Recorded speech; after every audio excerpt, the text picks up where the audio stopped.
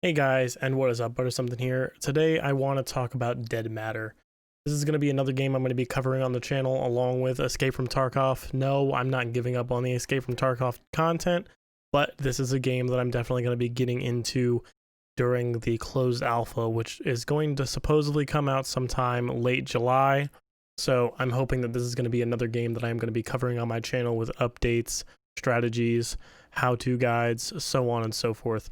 So just to kind of go over a little bit of what this game is about and what you can definitely expect in the videos that I'm going to be creating for this game, we're going to go ahead and head over to their website together and see what kind of game this is going to be, as well as some of the updates I can give you guys as to development, so on and so forth. All right, so just kind of go over just the website is kind of what we're going to do. So essentially, what is Dead Matter? Dead Matter is made by an indie company called Quantum Integrity Software. It's a zombie survival rogue-lite set in the near future, so I think it's 2025 is what they're saying, in Alberta. This is actually in Canada. So bringing together various hand-picked elements of open-world survival genre. They have some Tarkov open-world survival. They have DayZ, H1Z1, Rust, Scum, I think is what it's called. So they have a lot of stuff that is going to be kind of put into this game, but they also have a lot of stuff that is going to make this game very unique. So what they are essentially doing is they are aiming to quench the community's thirst for a title that properly balances survival mechanics as well as fulfilling gameplay. So some of the key features that they're going to have is no pay to win, so they're going to be kind of like Tarkov. At least for this channel, the reason I'm comparing it to Tarkov is because I usually cover a lot of Tarkov content. So I want to make sure that, you know, the community that's already existing here kind of understands why I am personally covering this game. They're going to add have a detailed open world interpretation of Alberta, Canada.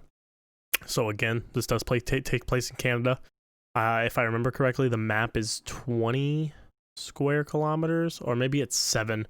I don't know. That's a big differentiation right there. It's a very big gap, but it might be 7.5 kilometers. So there's some city areas. There's an underground area that they're going to have that is actually different for every single server, which is absolutely insane. I'm very excited about that. They're going to have a map full of vehicles to explore with. So far, I've seen like work trucks. I've seen police cars. I've seen like just regular pickup trucks. So there should be a lot. They're planning to add full modding support. So there's going to be private servers, and I assume you're going to be able to put mods on these, so on and so forth. And I think that's going to be something that'll be a little bit fun. But there's also going to be a lot of RP in this. I'm probably not going to partake in the RP, but it's a lot of PvPvE. And unlike Tarkov, it's going to be an open world. Obviously, at the end, Tarkov is going to be an open world. But as of right now, this is going to be my open world survival game alongside Escape from Tarkov. They want you to survive the apocalypse by hunting, farming, and camping. A talented and passionate team of developers, community staff. Great community with both forums and Discord. So I've already been in the Discord. The Discord's awesome. People are pretty cool. I mean, there's the 1 or 2 Overwatch players. Am I right? And then they have a sprawling collection of randomly generated locations. The only things that I've so far seen that are randomly generated are the MERV camps, I think is what they're called. And what those are, they're essentially like, you know, when you go to the dark zone in The Division, how it has like those UV lights, it's pretty much like this. So it's like a big, huge like tent area that has a whole bunch of medical supplies, so on and so forth. And then they have the underground, and the underground is going to be like a puzzle area, but it's going to be different on every server because they're just going to be randomly generated locations, which is pretty cool. So it says a true sandbox survival. Almost any building in Dead Matter can be used as a safe house, so long as you can maintain control of it. Place sheets or board over windows to block infected and player visibility. So the cool thing about this is they say place sheets or boards over the windows to block infected and player visibility. So essentially what this is that if you have lights turned on in that house and you walk in front of a window that just has curtains on it or like newspaper on it, your light and shadow will actually put your shadow along that window.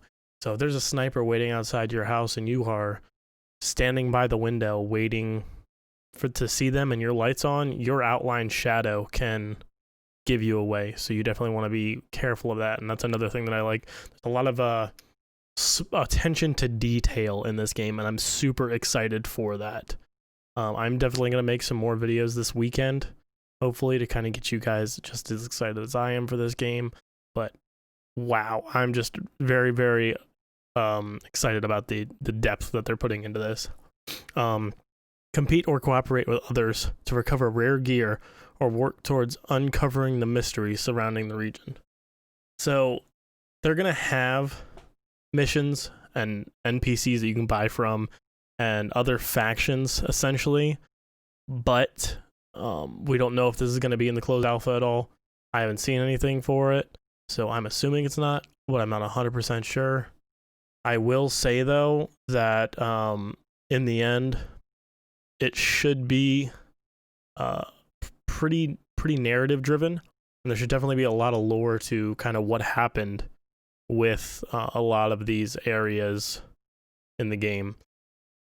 They then move to survival by any means. Locate, hunt, kill, and skin wildlife of Alberta for their fur and meat. Make sure no part of the animal goes to waste. So there's actually going to be seasons in this game, and if the video that I watched is correct, they should last about, each season should last about 18 in real life days. So that should be pretty cool.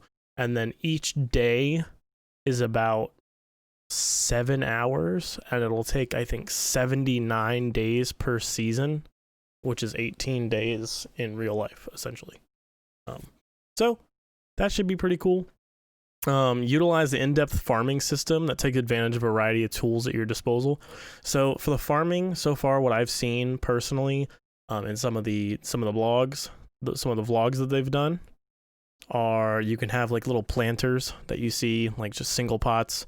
You can have little planters that you see on like windowsills and stuff. And then you can also have greenhouses. So I assume greenhouses will come in very big handy during the wintertime, and you'll be able to cook your own food. You'll also be able to hunt and forage, but you'll be able to cook your own food, which will be very good for survival when you don't want to really go out and do a lot all the time, with winter being around. The system that they have, you will be affected by weather elements. If you're too hot, you'll be affected. Too cold, you'll be affected. Wet and cold, you'll be affected. There is a massive system that I'm going to make an entirely dedicated video for that will show you guys how much more in depth the system for this is than Escape from Tarkov.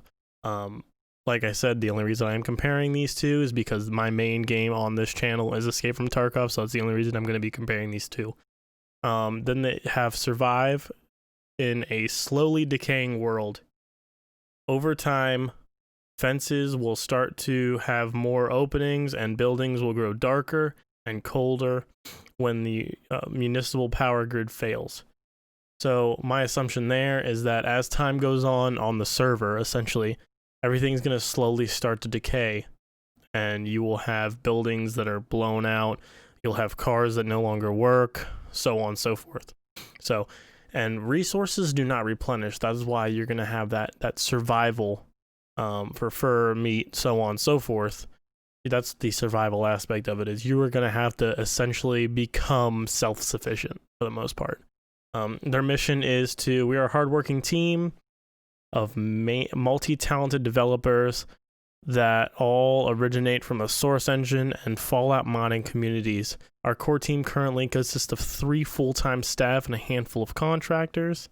We will expand our team upon release of Dead Matter on Steam Early Access and continue to bring you zombie survival experience that you've been waiting for.